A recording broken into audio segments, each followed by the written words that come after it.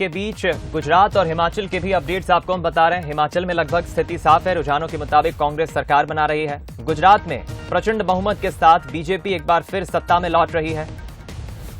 हालांकि कांग्रेस ने काफी मेहनत की, लेकिन कांग्रेस 20-22 सीटों पर ही फिलहाल रुझानों में आगे दिख रही है और अभी 16 पर यह आंकड़ा पहुंच गया है। बीच में जरूर कांग्रेस 20-22 सीटों तक पहुंची थी।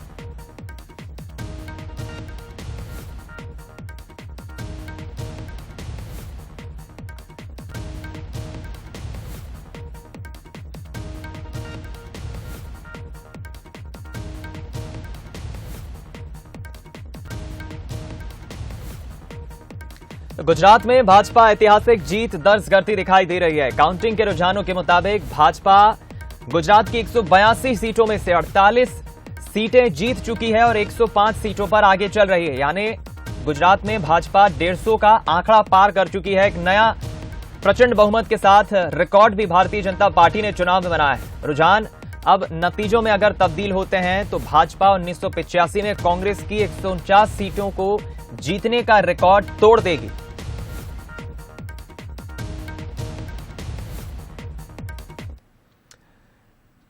चलिए हम रुक करेंगे सीधा न्यूज रूम से। हमारे साथ प्रीता उपाध्याय इस वक्त जुड़ रही है हमारे ऑफिस प्रांगण से ही।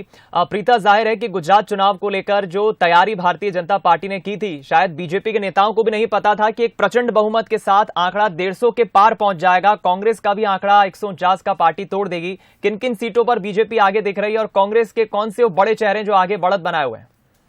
बिल्कुल दीपक, देखिए 2 बज चुके हैं और जो रुझान है वो परिणामों में तब्दील हो चुके हैं। जैसा कि अभी आपने अपडेट दी कि 48 सीटों पर बीजेपी जीत चुकी है। 105 सीटों पर जो रुझान सामने आए हैं, 105 सीटों पर बीजेपी आगे है। और अगर वहीं हम कांग्रेस की बात करें तो कांग्रेस जो है सिर्फ 18 सीटों पर ही सिमट कर रह गई है। ये तो हम अभी रुझान की बात कर रहे हैं, लेकिन अगर अभी हम जो बात करने वाले हैं वो बात करने वाले हैं गुजरात के 5 बड़े धार्मिक स्थल पर।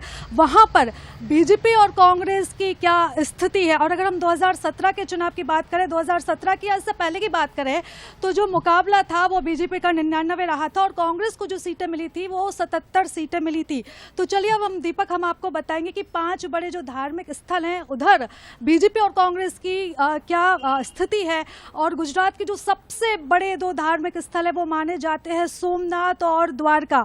और ये 2 धार्मिक स्थल ऐसे हैं जहां पर बीजेपी बहुत ज्यादा प्रचार करती है और बीजेपी को के बारे में यह माना जाता है कि वो चुनाव के समय जो धार्मिक ध्वजा फहराने का काम करती है और धार्मिक मुद्दों को टारगेट करके जनता का वोट खींचने का काम करती है। अगर हम सोमनाथ की बात करें तो जो मैंने आंकड़े निकाले हैं, अगर हम सोमनाथ की बात करें तो पिछले 5 चुनावों में बीजेपी केवल यहां एक बार ही जीती है।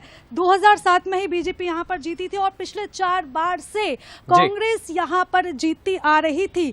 लेकिन अभी जो स्थिति है वो भी अभी यही है कि यहाँ पर जो है कांग्रेस आगे है। यहाँ पर सबसे ज्यादा जो निर्णायक भूमिका रहती है वो कोली समाज और मुस्लिम समुदाय की रहती है, वही निर्णायक भूमिका में रहते हैं। और दूसरी बात हम आपको द्वारका की बता दें तो द्वारका हमेशा से बीजेपी का गढ़ माना जाता है। कांग्रेस यहाँ पर पीछे रहती है, लेकिन इस बार ये बड़ा उलटफेर दीपक ये हुआ है कि द्वारका में कांग्रेस आगे है, बीजेपी को पीछे छोड़ दिया गया है। और दीपक मैं आपको ये एक बड़ा अपडेट आप दे रही हैं प्रीता। जाहिर है कि कांग्रेस ने यहाँ पर थोड़ी बढ़त हासिल की है, लेकिन कांग्रेस को यह भी सोचना होगा कि आखिर वो ओवरऑल पूरे प्रदेश की 182 सीटों पर क्यों इस तरह से पिछड़ती नजर आ रही है। 2017 के मुकाबले में कांग्रेस की सीटें इतनी कम क्यों हुई है, ये एक बड़ा चिंता का विषय है।